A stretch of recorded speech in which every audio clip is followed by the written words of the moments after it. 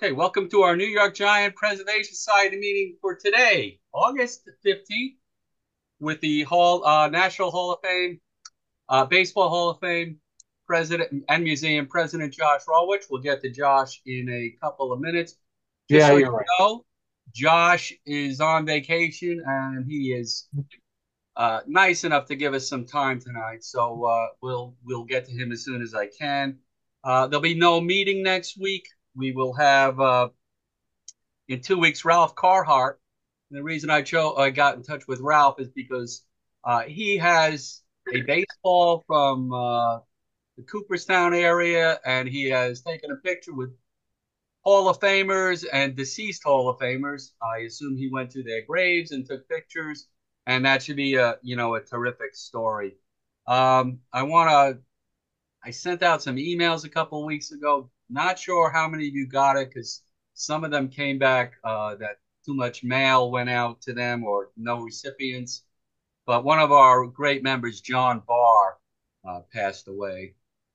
John, if you didn't know him, was this hulking man. I mean, 6'5", 240, built like a rock. Love Bobby Thompson, love Monty Irvin, love Willie Mays. So maybe we could just give like 10 seconds of silence here, okay, in memory and honor of John.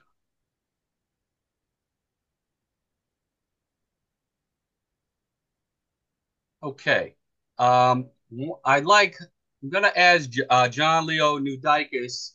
Uh, he is going to be on in a couple of weeks to just give us an update on his Lefty O'Doul film, which I think is appropriate as we speak about the Hall of Fame. John, why don't you take the floor for a minute or two before we Sure, turn it over to Josh?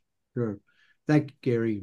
Great to be with all these great Giants fans, and welcome, Josh. So the O'Doul documentary project has moved into its second phase. There's been tremendous progress. And in May, our team filmed Lefty's induction into the Irish American Baseball Hall of Fame at San Francisco Giants Oracle Park. We interviewed author Steve Tretter, who penned the excellent Horace Stoneham biography, Mike Murphy, the San Francisco Giants legendary clubby, beloved Giants radio broadcaster Marty Lurie, and San Francisco Chronicle columnist Carl Nolte about O'Doul and his impact on the city of San Francisco. Our next interview is later this month with author Robert Whiting, who's written some of the most iconic books about baseball, the ties between Japan and the U.S. You Gotta Have Wa, The Chrysanthemum and the Bat, and The Meaning of Ichiro. That's going to probably wrap up our U.S. interviews for the project. We're preparing to go to Japan for 2 weeks when we get our funding together to capture Japanese voices that are critical to telling of O'Doul's impact on Japanese baseball and his legacy, which ties to Japanese players coming to the U.S. like Murakami and all the way through Otani, of course. Um, we're also going to have a representative from the Japanese Baseball Hall of Fame and one of Japanese baseball's most distinguished historians, Masaru Aike, have agreed to participate. We're also aiming for Saruharu O, Emperor Emeritus Akihito, who met Lefty in 1949. It was his very first baseball game, and others. And in June, I participated in the Cooperstown Symposium on Baseball at the Hall of Fame and presented about O'Doul's 1949 tour of Japan, which was very well received.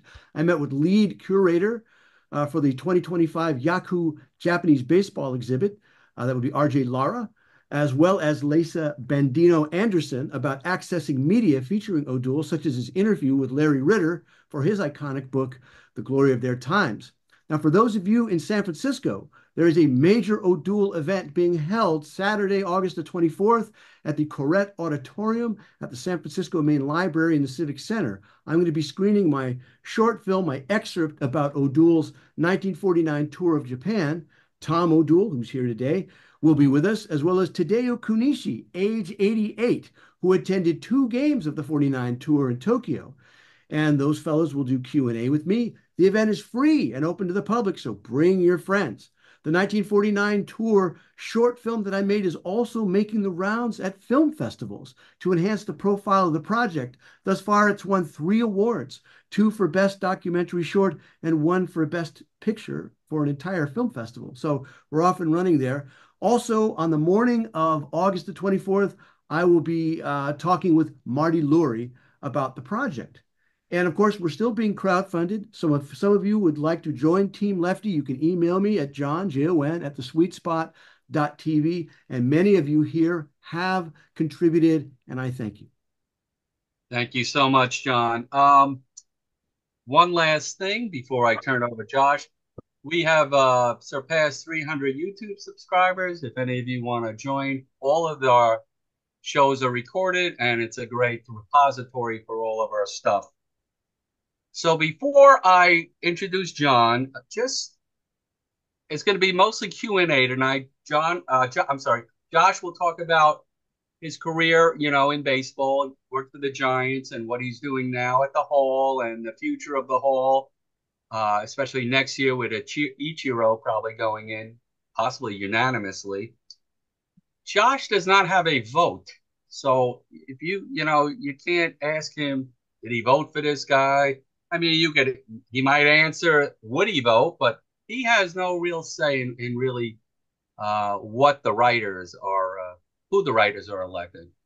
So again, I'd like to introduce Josh Rawitch, who has taken the time out from his family for a few minutes from his on his vacation. So let's give it up for Josh Rawitch. Josh, the floor is yours. Awesome. Thank you, Gary, and I appreciate you guys all being on here. I'm actually technically not on vacation. I'm actually in Kansas City right now. I played in the Negro Leagues golf tournament today, and I'm heading out to Colorado tomorrow with Todd Helton's plaque. So technically, I'm actually working, and I have no problem not only doing this, but really I salute all of you for what you're doing to preserve the history of the New York Giants, because it is at its core, that's what we do at the Hall of Fame. I mean, it kind of goes without saying, but when I learned that this group existed maybe a year or two ago, I can't remember when Gary and I first connected, but really impressive that you guys not only care enough to do this, but that you're getting together regularly and you're bringing in these guest speakers. I just think is really, really pretty special. So, as Gary said, I'll give you a couple of quick, I don't know, some quick hits here, some things that you might find interesting, and then really happy to answer any of your questions that you may have about the Hall or about my career in baseball, anything like that. I'm a born and raised LA kid. I was a Dodger fan for all of my childhood. So I apologize for those of you exactly. Thank you, Tom. I expected all thumbs being down there, but interestingly, I mean, I basically started as an intern at the Dodgers when I was 18 years old. I got insanely lucky. So my freshman year, someone asked if I send your resume to your hometown team, you never know what'll happen. And basically, since I was 18, I've had the incredible honor of working in baseball. Basically, spent 15 years with the Dodgers. I've spent about 10 years at the Arizona Diamondbacks. As Gary mentioned, I did spend 1 year actually as the writer for MLB.com back in 2002 for the Giants. So if any of you remember that little run to the World Series, I was the SFGiants.com writer that many of you would have read in the very early days of MLB.com, beginning as a website. I've got a couple fun stories from that period of time, but I also have New York roots.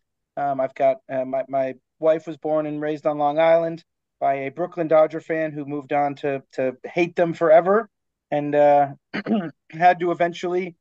He said at our wedding, I promised I would never pay attention to the Dodgers again, and unfortunately now I have to because you work there. So I made him happy when I left there in 2011. Went over to the Arizona Diamondbacks and spent an amazing decade in Arizona, and then ultimately came to the Hall of Fame. Actually, 3 years ago tomorrow was when I arrived in Cooperstown. I was at this point driving cross country in 2021 for what is still, without a doubt, the coolest job title I think on the planet. There is not a day that goes by where I don't fully recognize just how insane it is that I'm the president of the Baseball Hall of Fame. There's not anybody on the planet who I think grows up thinking that that's something that's either attainable or ever something they would do. And yet I'm just incredibly blessed to be able to do this for a living and walk into that place just about every single day for a job. So just a few things I was trying to think of as I was thinking about how I got here. I mentioned that I was the beat writer for the Giants, and that was pretty amazing to be able to in that year basically cover Barry Bonds and Jeff Kent and Dusty Baker and that whole run to the World Series. That was my 1 year in San Francisco, and I absolutely loved it there. I there was no part of me that growing up in LA ever figured I'd be up in San Francisco, and yet I lived up. I made sure I didn't know how long I was going to be there, and I made sure I was going to live in the city. And so I don't know if we have any San Francisco people on. I see John is sitting nicely at the bridge. That's a great spot for you, but not quite the view out of my house. Excuse me. But I lived up in Twin Peaks, and we looked out over just an incredible part of San Francisco. And oddly enough, I got there for 1 year before that. I actually covered the Dodgers for MLB.com right when they started out, and it was that year that I actually, it was the 50th anniversary of the shot heard around the world, and I got the kind of cool job to write the 50th anniversary piece on I get to talk to Ralph Branca, and I can't remember who else I talked to for the story. Unfortunately, the archives of the first 2 years of MLB.com no longer exist, but um, had an amazing. I remember one really cool story that some of you may have heard over the years, but it's an angle of the shot heard around the world that nobody really ever gets to hear about. Anybody here, does the name Billy DeLury mean anything to anyone? So Billy DeLury worked for the Dodgers for 50, 60 years. He was our traveling secretary for much of my time at the Dodgers. He would organize all the travel, kind of several people who've done that obviously over the years for the Giants, but Billy was in 1951 a very, what he would describe as a copy boy, just a very entry level guy working for the Dodgers, and he was at the game, and in the eighth inning, he decided he was going to go back to Ebbets Field and get ready to start printing up the World Series tickets. And so he got on the subway, and he said some guy said to him, some drunk on the subway said that the Dodgers had lost, and Billy said that can't be this guy drunk. He doesn't know what he's talking about. And he showed up at Ebbets Field, walked in the reception desk, and the person there said, "Well, what are you doing here?" And he said, "I'm here to print the World Series tickets." She said, "You didn't hear we lost?"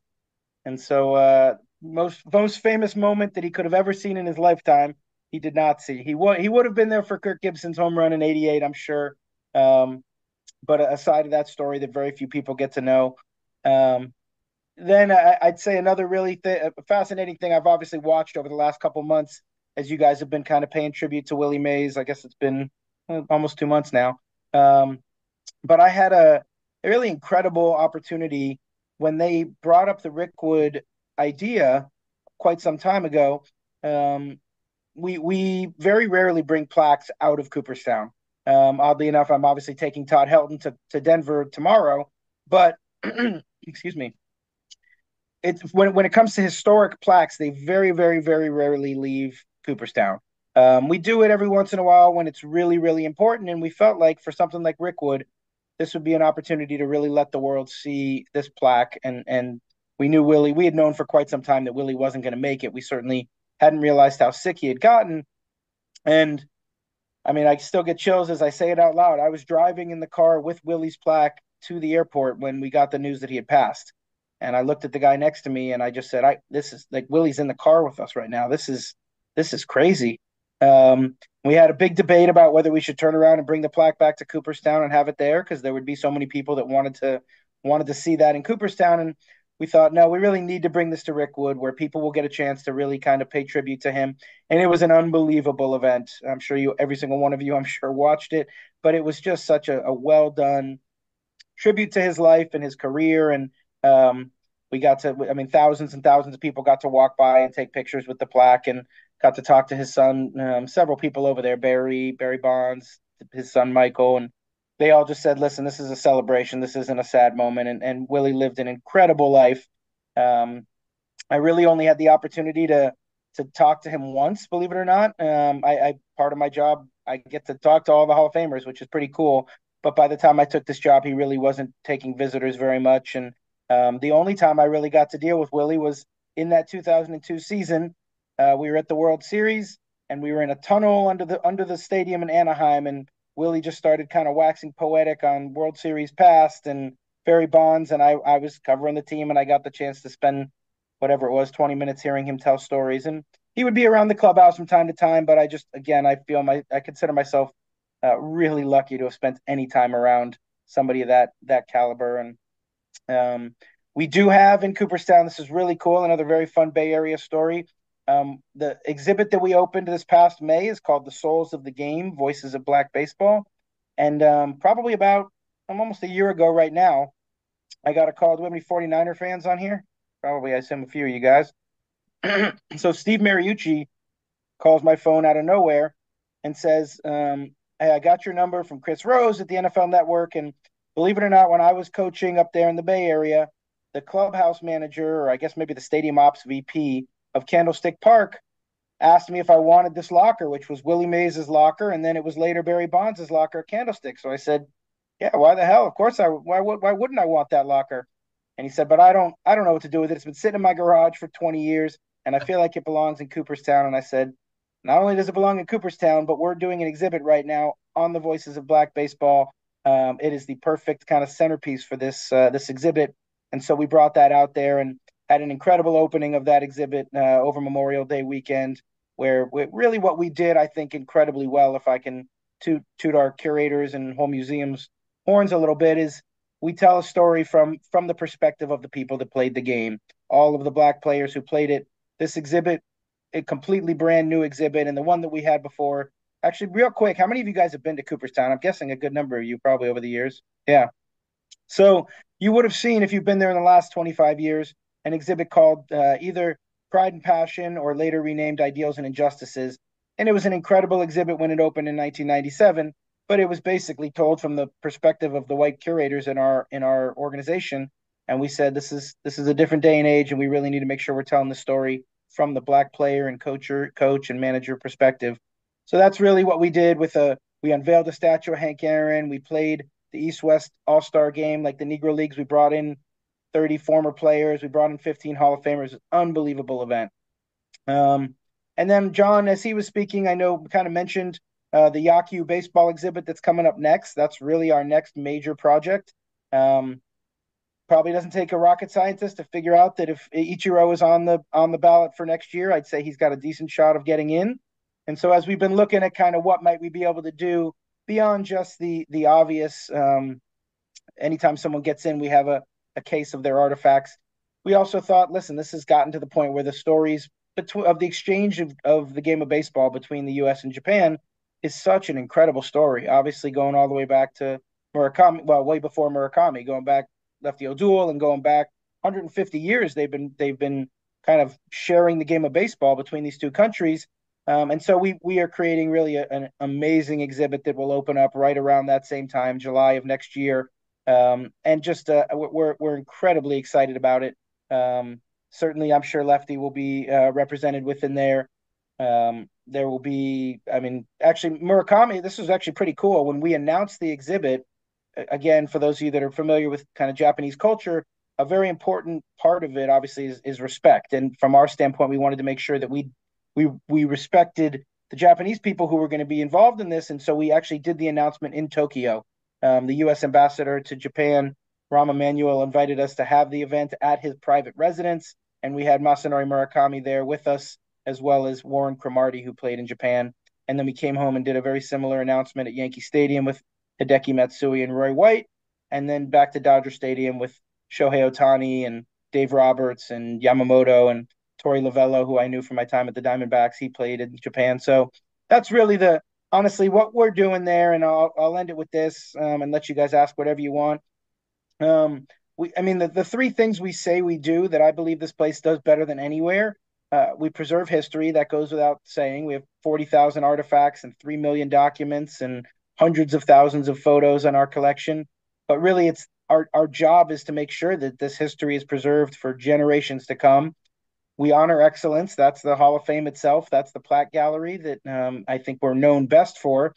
But it amazes me how many people come to Cooperstown and they think that they're going to just see a hallway of plaques, and they don't realize we have a 3-story museum there with all this other incredible stuff. And then we connect generations, and that's the thing that I love the best. Every single day I can walk in there and I can see a grandkid and a parent and a grandparent talking about their love of the game. And it might be the great grandparent or a grandparent talking about Murakami or Mays or McCovey or Cepeda, whoever. And then the parent is talking about Bonds and Kent and Shinjo. And then the kid is talking about Ohtani or Bob Melvin, as I see there's so much love on this call for Bo Mel. Whatever it is that connects these generations is really pretty special. So that's what we do every day. And I feel like one of the things I've tried to do since I got there is really figure out how do we continue to make that institution relevant for the next generation of fans that come through. And I've got a 14-year-old and a 16-year-old. 16-year-old actually just got her driver's license like an hour ago. And so it's when they come in, and they actually both work at the hall. One of them works in the gift shop and the other one works in visitor services. And when they walk through, or when all these 12-year-olds who are playing tournaments in Cooperstown come to Cooperstown, we want them to have that same incredible experience that all of you have, that makes you long for the days of going to, whether it's whatever, Candlestick or 3Com, Pac Bell, Oracle, whatever it is. That's what we, or the Polo Grounds. I mean, the reality is there are still people around who got the chance to see games in the Polo Grounds, and that's pretty amazing. So if we do our job right, the next time you come, it won't look the same as the last time you were there, but the village of Cooperstown stays the same. It's this unbelievable place that I live 2 blocks from the hall, can walk to work every day, and I am just truly a blessed person to spend my career in baseball. So I could ramble on. I could easily just chat for the next half hour about all this stuff, but I will let you guys ask whatever you want. Gosh, thanks for that. That was a wonderful presentation, Billy. First of all, I'd like to publicly thank you for honoring Willie when we had the 2-4 day. I know I sent out to all of our members that the Hall of Fame, thanks to Josh, came up with the idea to give out the postcard of Willie Mays' plaque. So on behalf of our group, we thank you for that. One question I'm going to ask is, I already mentioned that you don't have a vote, but you worked for the Giants in 2002. So I'm going to ask you this question. Can't imagine where this is going. No, if you had a vote, would you endorse Jeff Kent? That's interesting. That's not where I thought it was going. So, I mean, ultimately, I'm not actually allowed to answer that. I mean, I certainly understand his case is incredibly, I mean, look, at the end of the day, there's no doubt he's in the top 2% of those who ever played baseball. And the interesting thing about our hall is we really only induct the top 1%. The question is whether he's in that 1%. And clearly, the writers, they never really got him all that close, which I'd say maybe surprised me a little bit. But I think that's why we have multiple processes. I think when he gets a chance to be looked at on the era committee ballot, anything can happen in that room. And someone like Fred McGriff, who never got anywhere close, was pretty much unanimous in that room of the 16 voters. So it's hard to know what will happen when Jeff gets looked at for the first time. But certainly when you've hit more home runs than anybody ever at that position and had the MVP on his resume and all, he certainly has a case, and he's one of the names we hear a lot about. I got a chance to work closely with him when he went to the Dodgers then, when I was his PR person for several years. And certainly know if he was elected, he'd give a great speech. And I'd imagine we get a lot of Giants fans coming out to Cooperstown if that happens. That would be, that would be next December of 25. He would be eligible for that era committee ballot for the summer of 26. And my other question, so you're in Los Angeles, you're in San Francisco, you're in Phoenix. Culture shock walking down Cooperstown with one traffic light. Yeah. I was telling somebody earlier today that my high school had more people in it growing up in LA than the whole town does. There's 1,600 people in Cooperstown, but it's because of the hall, it plays so much bigger. I mean, no place with 1,600 people in America has a massive hospital like this, and 30 restaurants, and multiple other museums, and a world-class golf course, and all this incredible stuff, all within this 3-mile radius. I mean, it's insane what we have there. So it doesn't. If you moved me to any other 1,600 person town in America that wasn't this one, I'd probably have a little more culture shock. And certainly, it took some time for my family to get used to it, but we're all settled in and we love it, and we're planning to be there for a very long time to come. And we should all come up if we haven't been there or haven't been there, correct? Absolutely. Not only would I love for you all to come, but I hope you'll all become museum members. I mean, we've got an amazing membership program that you get I'm guessing some of you may already get our Memories and Dreams magazine and all the other things that come along with it. It's really how people get the chance to support baseball history. And we've got tens of thousands of members all across the country. Where's your wife from? She grew up in Bellport. It's on the South Shore of Long Island. Great. All right. Enough from me. Dan Taylor, you are up. Thank you, Gary. Josh, it's great to see you. Thank you so much for creating time to do this. I wanted to get our mutual friend Artie Harris to join, but he's under the weather with COVID, believe it or not. Oh, Uh, wow. I love that my, man. Tell him I say hi. I will. My question, you talked about the artifacts. When you first got there, was there something you made a beeline to carry, to hold, or is there a special artifact that really means a lot to you? Oh, I mean, there's a ton, and the one that I would well, I'd say there's a couple that early on I did go look at, and I'm glad you phrased it that way as opposed to what's your favorite artifact, which I get all the time, and it is implied it's like asking for your favorite kid. But the ones that I very quickly, so I mean, certainly when I interviewed for the position, I remember taking a picture in front of all of the plaques of the people who I knew and knew that if I got this job, I was going to send them a picture that's and I saw my mask on. This was when we was interviewing during times of masks, and so I wanted to send them all a photo saying, "Hey, I took this during my interview." I remember going once I got the job to go see Jackie Robinson's plaque, which is just a truly it's impossible to stand in front of it and not have a feeling of overwhelmed history in front of you. But the actual artifact itself, interestingly, was the last out from the '88 World Series, which was when I was 12 years old and my childhood World Series. And the last out was given by the catcher, Rick Dempsey, to the general manager, Fred Clare, who donated it to the Hall of Fame. And Fred, when I was an 18-year-old intern, gave me a bunch of advice on how to make it in baseball. And when I got the job, there was a paper, I think it was one of the papers in LA that did a story and interviewed Fred about it.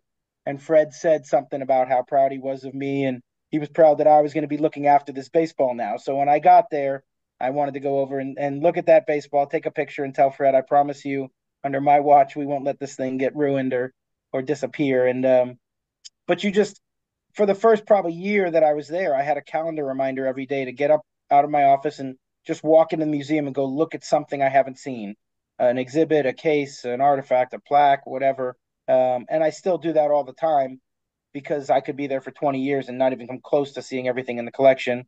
So it's yeah, I love I could just walk up to any random thing and be like, wow, that's really cool. This is my grandfather's favorite player was Gabby Hartnett, and here's his catcher's equipment, and it just blows my mind that it's all right there in our institution.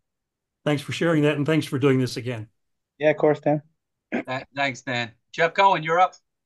Thanks, Gary. Hi, Josh. I was going to ask you what your favorite artifact was. No, no, I wasn't. But I do want to ask you about the Eras Committee. How are they determined who gets onto that committee, and how are the players or executives decided who goes on that ballot? I'm a very big believer that Lucius Stock Adams should be in the Hall of Fame as he written the rules of baseball. I know he missed it last time. I'm not sure how he would get on the ballot. So could you explain that process, please? Yeah, it's two pronged, Jeff. So the historic overview committee is made up of 11 longtime, very respected baseball writers.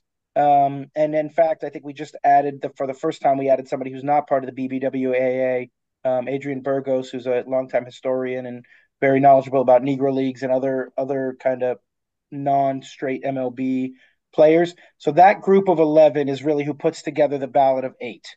And we know it's incredibly hard. Ultimately, it's supposed to be hard. And when we probably about 3 years ago, shortly after I got there, we took the ballot down from 10 people to 8 people, mainly because the board had basically come to realize that when you got into that room every December, you're really not taught. 10 people are not really getting legitimate amount of votes. They're not really getting a whole lot of conversation. You were really the thinking was let's spend time focusing on the 8 people that really less people, more conversation about each of these people. And so that's how we want that ballot is put together by eight by the HOC. Doc Adams is eligible again for this coming December. I don't know whether he'll get on there or not. Certainly, he's one of the names we hear all the time. And the challenge is that it is a very large universe of people pre 1980, and we recognize that. But we also know that a lot of the people who were looked at on the ERA committee have been looked at several other times. And so to continue to keep looking at the same people over and over when they're getting two and three votes probably doesn't make a ton of sense. But I'm not saying that about Doc. That's just in general. If somebody's not getting a whole lot of support, we don't keep putting them on there unless new information comes to light, which often happens, and then they do get on there. And then ultimately, myself and another person at the hall, we really are responsible for kind of trying to put together a ballot, or excuse me, a electorate in that room of people who aren't already predisposed to think one way or another about the people on the ballot. Certainly in the past, there have been the process has changed so many times over 85 years, but there have been times where there were too many people in the room who either strongly felt one way or strongly felt another, and they had made those feelings known before they got in the room. We've really tried to find a way now not to put people's best friend on the committee or somebody that disliked them or their manager. Or so what we try to find is a group of usually about 6 to 7 Hall of Famers, 4 or 5 executives who are long-standing, kind of very respected executives, and 3 or 4 historians who aren't going to go into the room with an idea of what they're already doing. We want them to really listen to the arguments and study the documents and spend time. And so that's really how it happens. And the board has to approve that. It's not, I don't just come up with that group unilaterally. I kind of put forth who I think makes sense, along with some other input from people at the hall. And then the board approves or says, listen, you don't realize this person is best friends with that person, or this person was in that person's wedding. Things you never really realize that you may not know. And so we've got a really amazing board who wants to make sure that that the process can't be questioned afterward. We don't want people saying, "Oh my God, you stacked the whole room so that this person would get in or that they wouldn't." Yeah. You know what? If you want, I can volunteer to be on the committee. I don't mind doing that. Oh, Appreciate that. one other question. I always go to the New York State Baseball Hall of Fame induction ceremony in November, and I was wondering what kind of relationship you have with that group and Rennie LaRue. It's interesting. We actually just met with him this week, like 3 days ago. He came over to meet with us for the first time in quite some time. He knew my predecessors and other people at the hall, but I hadn't spent much time with him until I think Monday of this week. He came over and filled me in on the November group and we've offered to assist in various ways, and he's offered to loan some of the things that he has over there. And so obviously we're going to continue to stay in touch. Clearly, as the National Baseball Hall of Fame, as much as we are in New York, we also have to be somewhat. We probably can't have a strong relationship with every Hall of Fame in the country, or we would not have enough time in our day. But Rennie, I think, does a nice job up there, and sounds like he's got a great class coming in this year. He's giving me some of the names, and that's I'm gonna see if there's a way I can make it. I don't know what my November looks like yet, but No, thank you very much. you bet, Jeff. Thank you, Jeff. Mr. Coleman, you are up. Josh, thank you so much for being here. And I love your enthusiasm, by the way. I have 2 questions for you. One of them, Jeff just took the wind out of my sails, but I'm going to probably ask it anyway. The first question is, if a player goes to the 10-year voting period for eligibility for the Hall of Fame, but not elected, what would happen if he comes back to play? Would he now get 10 more years? Well, it's funny. I know that there's been people who've been pushing for that, specifically as it relates to Barry. I saw that recently that they thought Barry should play a game so that he could get back on the ballot. We actually have never had to deal with that. There's never been anybody who after 5 years came back in for the purposes of, hey, can I get on the ballot again for 10 more years? So I actually don't know the answer to that, what we would do. Ultimately, the reason for doing it the way we do it is that when someone finishes playing, they obviously have to wait, and then when they become eligible, the goal is to give them a fair shake. If somebody has already had 10 years on the ballot, I don't know that we would say, great, you played a week in the big leagues, let's give you another 10 years. I think that probably goes against the spirit of why we do it this way. But there's also no reason why somebody can't remain eligible for the ERA committee forever. And to the point of Doc Adams that was just asked a few minutes ago, John Thorne, who's been a longtime proponent, the baseball historian, he said, when I let him know, I think the last time around the Doc was not on the ballot, he kind of jokingly said, well, he's still going to be dead 3 years from now when you guys look at it again. So the reality is people can, in fact, be looked at forever and probably will be. But I don't know what we would do if someone came back but in the case of Ichiro, the reason he is being looked at for the first time this coming to January and not this past one was because he did play 2 games in Japan, whatever year that was, 2019. Otherwise, if he hadn't played in those games, he would already have been on the ballot this past year. Right, thank you. This next one you partially answered, and it's fairly long-winded, so please bear with me on this.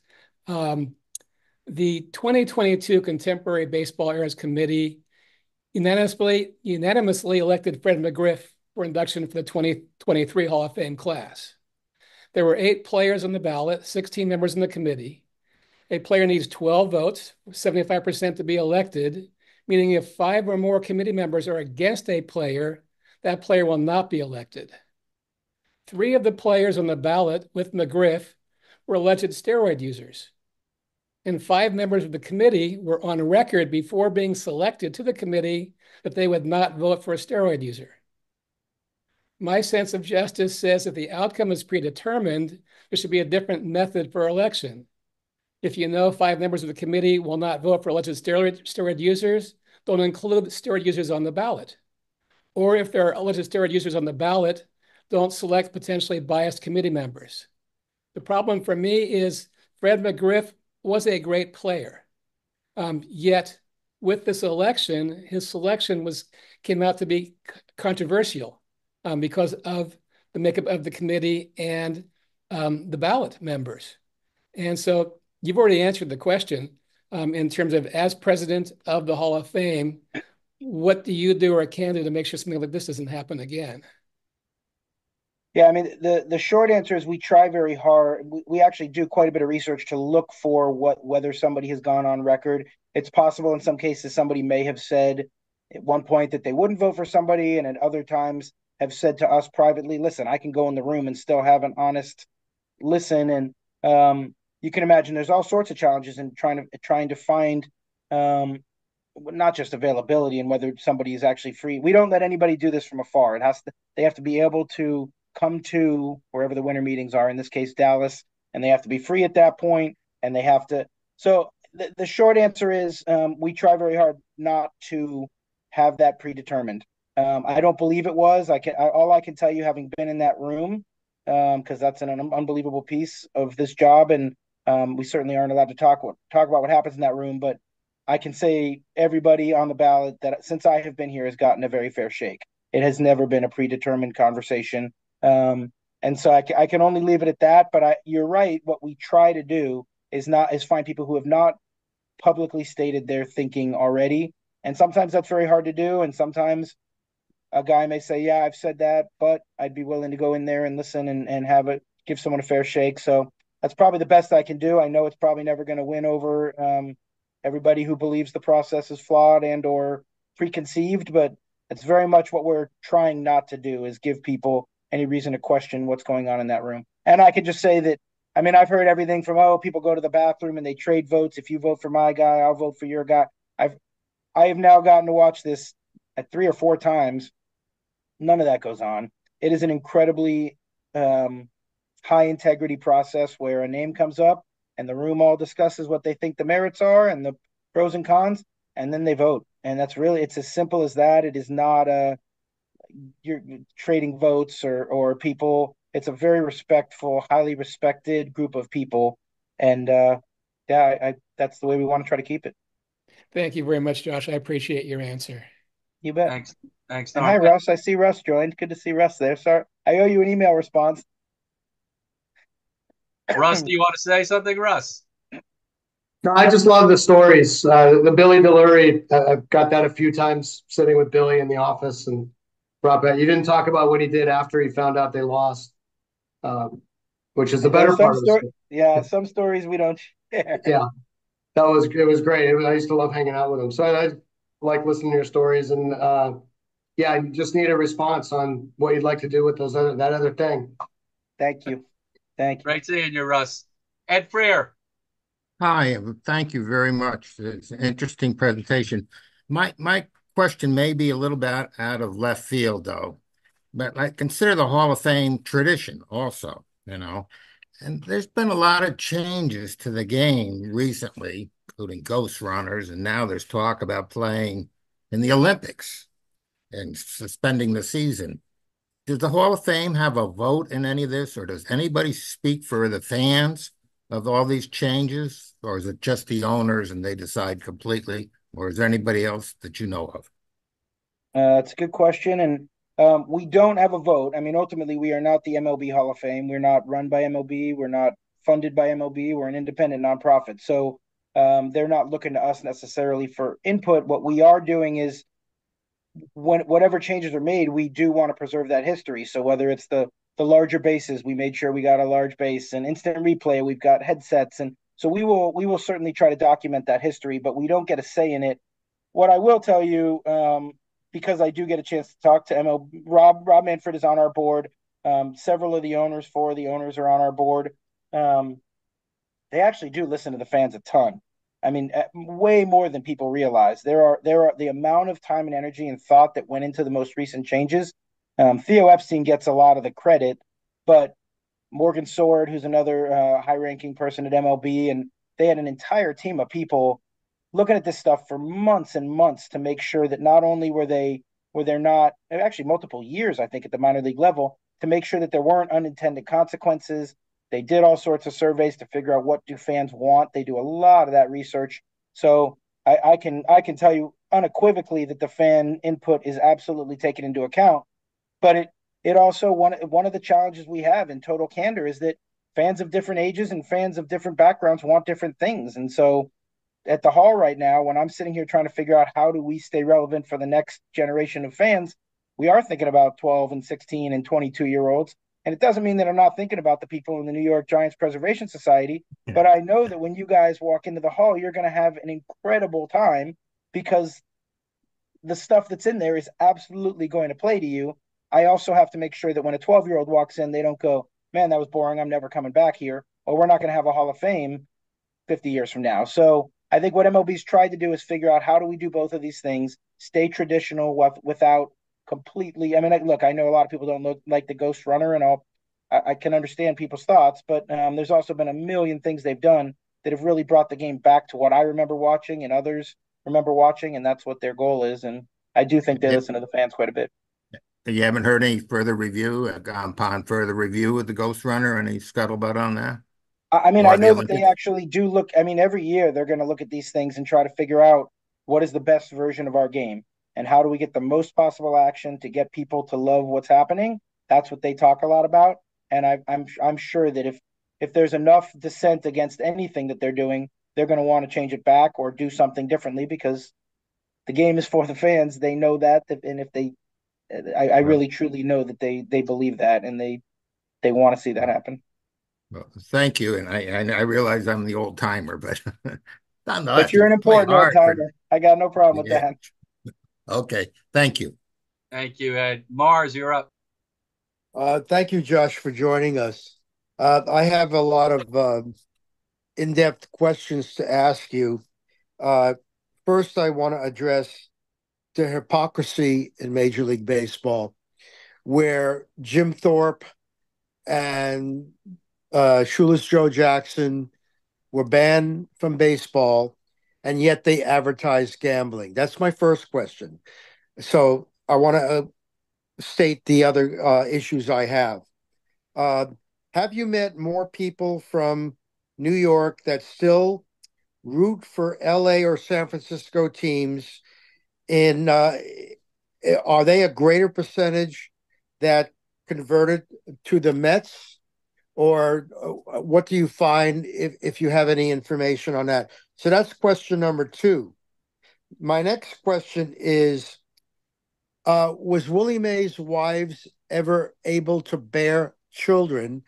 I met Michael Mays. He's a wonderful guy, but I know he was adopted. So I wonder if his wives were able to bear children.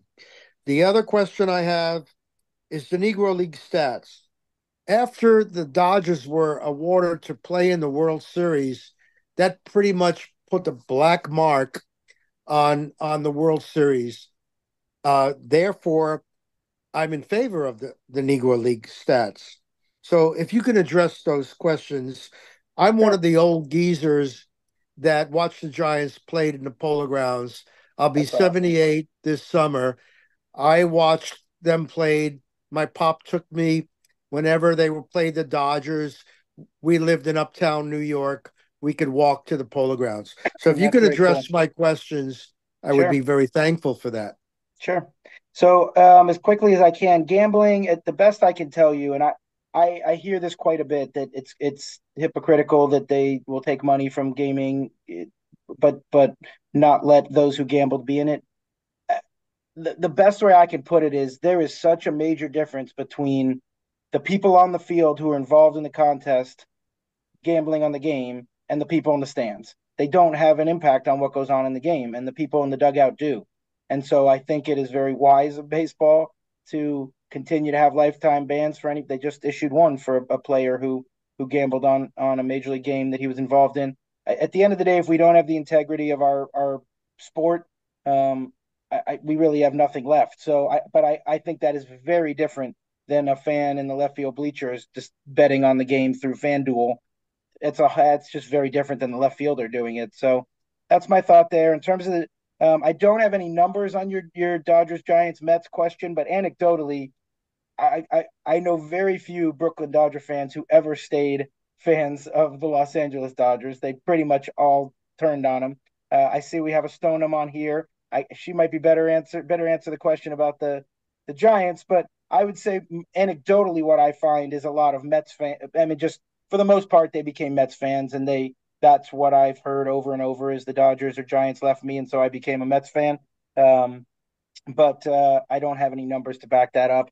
I also have absolutely no idea about Willie's wives. I wish I could provide you anything there, but unfortunately, I got nothing for you. And the Negro League stats, I think, again, was a very long process. We did have one of our curators involved in that on the committee that looked at the most recent decision to put those stats, single season stats, into the leader book. And again, I like it. I didn't have a say on it, but I think from our standpoint, Negro Leaguers, it's ironic because I obviously just spent the whole day today at the Negro Leagues Baseball Museum last night and at their golf tournament today.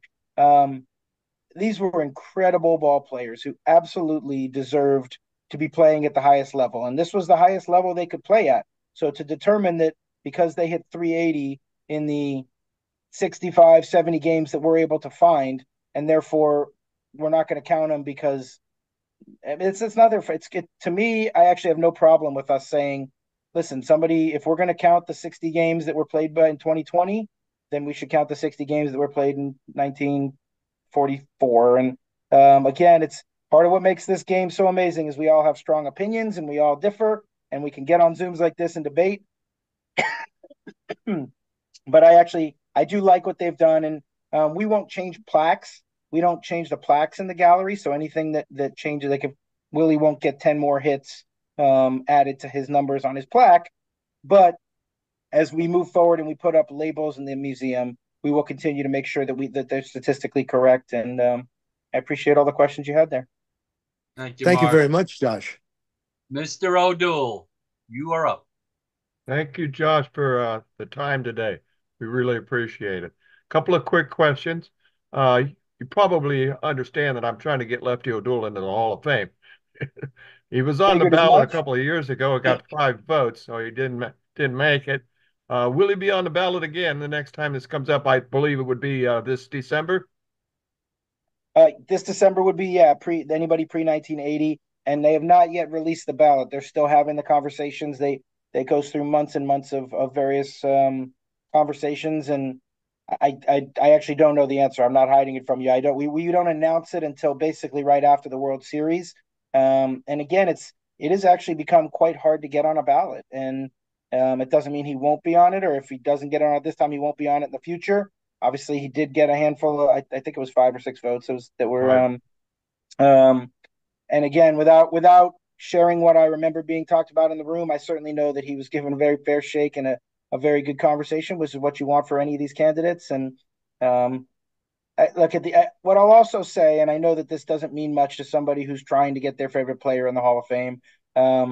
He's not my favorite player. He's not my favorite player. Sorry, he's my relative. There you go. Sorry. Great point, Mr. O'Doul. But I mean, the reality is whether it's Doc Adams or Jeff Kent or Lefty O'Doul, I think what most people don't realize is we're preserving the history of everybody. It's not just the people with plaques in the gallery. And I'm not naive, and I recognize that is the highest level of attainment you can get. And we do have the Buck O'Neill Award, which is another thing I've heard people mention it would be a great thing for Lefty to win someday. But part of what we make sure we do is we tell their story, even if they don't have a plaque in the gallery. So anybody 100 years from now, your great grandkids are still going to be able to go to Cooperstown and read about Lefty O'Doul and learn about Lefty O'Doul and go into the library and see all of the files and walk into exhibit maybe about Japan and see what he did in that regard, and maybe go across the street and have a beer at Lefty O'Doul's, which I know doesn't exist anymore. But anyway, I know that that's not a great thing to say to somebody who wants to see their person inducted, but I think it's important. When I hear people say all the time, how can you have a Hall of Fame without picking Barry Bonds or Pete Rose or whoever it is? The answer is our building actually pays tribute to all of them. There are all artifacts throughout the building. Barry's locker is also Willie's locker and is part of Souls of the Game, because you can't tell the story of black baseball without Barry Bonds. And so I wish you and this and your family well, and I hope you'll come see us out there someday. Thank you, Josh. Thank you very much. Tom, it'd be great if he goes in with Ichiro somehow. So be quite a summer up there next year. Mr. Met, Greg Prince. You got on mute, Greg. Thank you, Gary. Thank you, Josh, for being here. I had a question related to something you mentioned early on about plaques leaving Cooperstown and what goes into that. I noticed over the weekend, the Minnesota Twins were honoring the 100th anniversary of the 1924 world champion Washington Senators, who unfortunately beat the New York Giants in the World Series. We won't dwell on that. I'm curious, what, well, number one, what goes into something like that, like allowing a plaque like that to leave Cooperstown and go to, not to Washington, not to Nationals Park, but to Minnesota. And then just in general, from your perspective, what do you think of the dynamic of, franchises that left cities behind and then kind of reaching back? I mean, for example, the Nationals don't do a whole lot to honor the Expos. There is no baseball team in Montreal at the moment. Yeah. You got Baltimore vis-a-vis the St. Louis Browns. On the other hand, you've got the Giants and you've got the Dodgers, who kept their name, so it doesn't seem strange at all that they would do that. I'm just curious how all of that strikes you. So, I mean, ultimately, we don't do it a lot. In fact, that it was a big question. Should we be letting this plaque go to Minnesota? Forgive me, I've got something stuck in my throat. But the Twins really felt like this was very important to them. They were honoring that 100th anniversary. And so ultimately, we felt like, listen, this doesn't happen very often. We see it as a way to help promote Cooperstown outside. It was on the field during pregame ceremonies, and it allowed people in Minnesota to, maybe they didn't get to go to Joe Mauer. I was actually in with Joe Mauer's plaque the week before that, but maybe they didn't get a chance to see that. And this makes them go, I'm going to go to Cooperstown. That's really cool. It is quite a process. So ultimately, the team does have to, the team flies out 2 Hall of Fame employees. There's proper security and proper control of the lines. But I would say it's pretty rare. What we try to do is anybody who's inducted, we let them basically in August bring the plaque to their kind of most popular team. So in this case, I'm going with Helton's tomorrow to Denver, and we did Mauer, and we did Beltray to Texas is coming up this weekend. But we don't do a whole lot of, hey, can we just have one Marischal's down here in the DR? Like, we just don't. We are very careful about what we do. And I don't know how to answer that question about the teams that have since moved on. It's a fair question. But I think as an institution, a museum and a public history institution, if somebody like the Minnesota Twins wants to raise awareness for the 1924 team that preceded them, I think it'd be pretty crazy for us to be like, sorry, we won't help you do that. I mean, our job is to preserve history, and so that's what we do, and I think it's worked pretty well. And we won't ever get to the point where we're running plaques out of Cooperstown every week. That doesn't make a whole lot of sense, but that's how we decided to do that one. I'm curious, as a kid who grew up a Dodgers fan, was there when you were just a fan, or even before you came to the Hall of Fame and now have to love everybody, was there ever a Hall of Fame electee where you were like, all right, it's finally happened. I am so glad this person got in?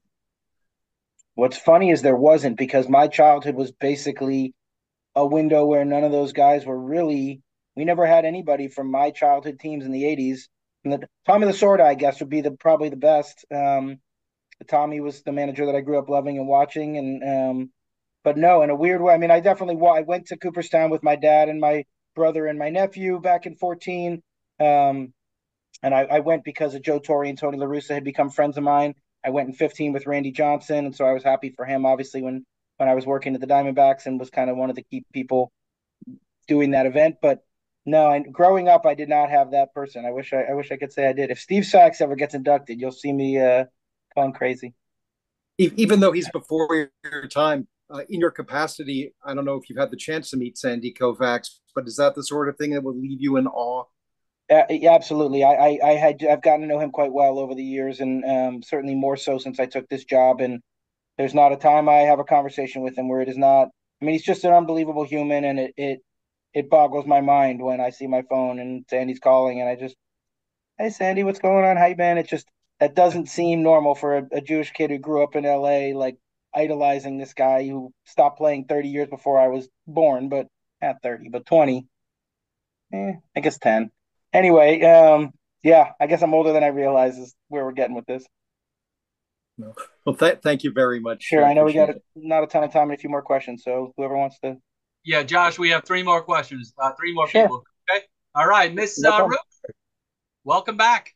Well, hi guys. I am Josh, thank you so much for all your work and what you on behalf of all of us. I have a question for you. So, I attempted to get my grandfather into the Hall of Fame a few years ago, and this wonderful group of people were kind enough to help me. We weren't successful, and I will tell you, I was devastated, and it really took a lot of my life energy out of me to have somebody who's so obvious with all of his peers. But the process to me, Josh, is very opaque and difficult to know what to do, how to do it, who to talk to. And so I would love to know, is there a primer? Is there some way I can learn the best process? Because guess what, guys? We're going to go again. Energy's back. I actually had lovely conversations when I saw Gary out at Willie's Memorial with all sorts of Giants players. Anyone from Mike Kukrow. I talked to Juan Marichal. Everybody wants to support Horace Bean in the Hall. So, Josh, can you help me with a roadmap of how to do this so I do it well and do it properly? Yeah, I mean, it is very hard to give you a roadmap, but I would say I think what we've probably shared with you back then was send any and all information to us. We Right. make sure that gets to the group that's trying to figure out who goes on the ballot, and then ultimately, if they get on the ballot, we make sure all that supporting information makes it to the committee. Right. The best thing I would say, how do I say this? Quite often I get letters that are emotional in nature, that are this was my favorite player, this was my the case. I have no idea what you sent in, so I'm not criticizing what was sent before. I would just say, with all due respect to Mike Krukow, I don't know how Mike Krukow is that's I don't know what his position where he's going to be able to tell us whether Right. Horace Stone belongs in the Hall of Fame. I would say the great thing you can do is continue to make the unbiased case of why somebody belongs in the Hall of Fame, and less about here are 30, 40 powerful names who think someone belongs in there. Because the committee is not looking at, oh, well, if these 30 people think it, then we must be wrong. Really, they're going to look at the case itself. And that's what I would say is make the case as strong as you can. I'm guessing you feel like you did. I'm sure you didn't just write in, hey, he's my grandfather and he's a nice guy. Well, maybe you and I can talk offline. I would very much I'd be happy appreciate to. that. I'd That be would be happy to, great. Jenny. Yeah. And I won't tell anybody but this group that my next person who's happy to help us is Peter O'Malley. So all you Giants fans, I have to talk to the Dodgers because Peter is a big fan of being able to nobody do would know so. better than him and his family, obviously, what your family did. So, Yeah. and thank you for being on this call and for continuing to No, be we love willing to be on a baseball. call like this with the pain that I'm sure you felt by not getting in there. So, No, oh, this is baseball, and we are a baseball family, and we're a Giants family. So I'm proud and indeed. honored to be amongst the whole group. Go, Jamie. Thank you, Jamie. We got Harvey and then Dan Levitt. Then we're going to wrap it up. Harvey, you're up. Josh, thanks for being with us. Your enthusiasm for the game is wonderful to see, and it's most welcome because I think everybody in this group has the same enthusiasm. I have, I think, two comments. One comment, you said that plaques are not changed. You know that, Rarely, say rarely, again, very rarely. and there was one rare change in a plaque. Jackie Robinson's plaque was changed. Yeah, so there have been others. Whether if there was an error, Jackie's was the only time really where somebody came along. For those that don't know the story, that Jackie didn't want anything about breaking the color barrier on his plaque. He just wanted to be about baseball. So that's what we did when he got in. And 30, 40 years later, his wife said, "That's crazy. You got to have that on there." And we made that incredibly rare decision to do that. But when we've changed other ones, it's been because there was an actual mistake. Roberto Clemente had his name wrong. His last name was actually his middle name, the way it was printed incorrectly. And we've had others where information was incorrect, but we don't update it, is probably the better way to say it. We don't change it when we find out that someone's scorebook was wrong and he actually had an extra hit. We'll make sure that we note that in our records so that 200 years from now, people will know what's right and what's not, but we don't very often change plaques. Okay, I say the following with some trepidation because Jamie, I'm an old New York Giants fan, and my heart was ripped out when your grandfather took him to San Francisco. But a lot has changed over the years. And Josh, if I was going to make a point as to why Horace Stoneham should be in the Hall of Fame, I got one point. He brought Willie Mays to the major leagues. That's it. That belongs in the Hall of Fame. Thank you. Thank you, Harvey. Thanks, Harvey. Mr. Levitt, why don't we wrap it up with you tonight?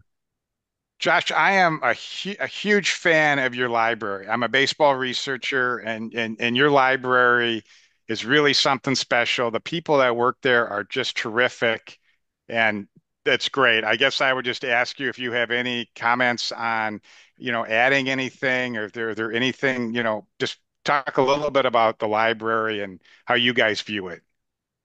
Well, thank you, Dan, for saying that and giving me a chance to praise the staff that works there, because it's not just a lot. I mean, there are almost 100 full-time people there and another 100 part-time in the summer, and it is just a truly unbelievable group of people who love this game, love the people who are like all of you, who spend their time on a whatever Thursday night doing stuff like this. That's who works in the library, and that's who works in the archives, and that's who works in collections, and frankly, that's who works in the president's office. So I'm glad that my enthusiasm comes through. The library is another place that I would say most people, just Joe or Jane fan, have absolutely no idea what we have there. It's just not a thing. It's not a people just think, oh, Cooperstown, that's where the plaques are, and that's probably 2/3 of the questions have been about people who don't have plaques or do have plaques, or why does this one get a plaque and why doesn't that's what people think of the Hall of Fame quite often, when the reality is we have researchers every single day walking in there into the greatest library baseball has ever seen.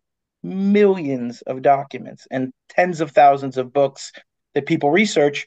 If you haven't been, I mean, it's open to the public. It's literally like any other public library, and you can walk in there. It's called the Giamatti Research Center, named after Bart Giamatti and funded by the Yawkey Foundation, because they wanted Bart's love of research was important to them to be on that area. Cassidy Lant, our librarian, I'm sure you know, is really just one of the true gems in the building. And she put on the symposium. I heard, I think might have been John mentioned the symposium earlier. So, you said it. It is an incredible place, and I really I'm grateful that you recognize it for what it is, and that all of you care enough to be on here tonight. It means a lot to me, and I appreciate that you all support the hall. And whether the person you want in there or not is in there, I can tell you all care about baseball as much as I do, and I thank you all for the time tonight and for being on this and listening to me yammer for an hour. Guys, guys and gals, let's all give it up to Josh Rawitch. Josh, Thank you, Josh. we cannot thank you enough. That was just Well, wonderful. And again, thanks for taking the time out. It's our pleasure. Hopefully we'll see you all soon. Yep. I will hang around a little bit. Everybody else, we will see each other.